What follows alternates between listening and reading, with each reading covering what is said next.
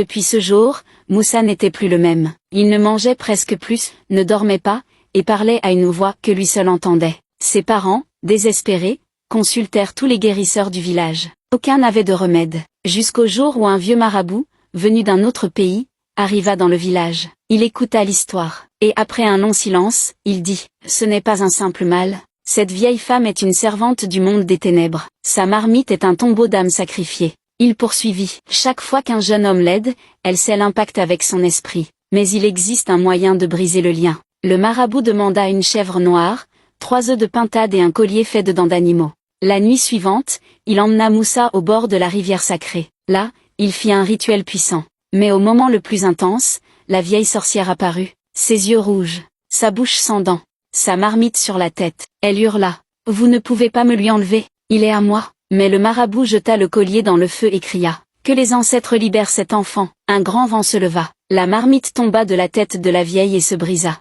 Des cris terrifiants en sortirent, comme des centaines d'âmes hurlant à la liberté. La vieille tomba à genoux, et fondit en poussière. Moussa, soudain, cligna des yeux. Il regarda sa mère et dit « Maman, pourquoi je suis dehors ?» Il était guéri. Depuis ce jour, plus jamais personne ne vit cette vieille femme dans le village. Mais, parfois, les anciens disent que, certaines nuits sans lune, on entend encore le bruit d'une marmite qui tombe.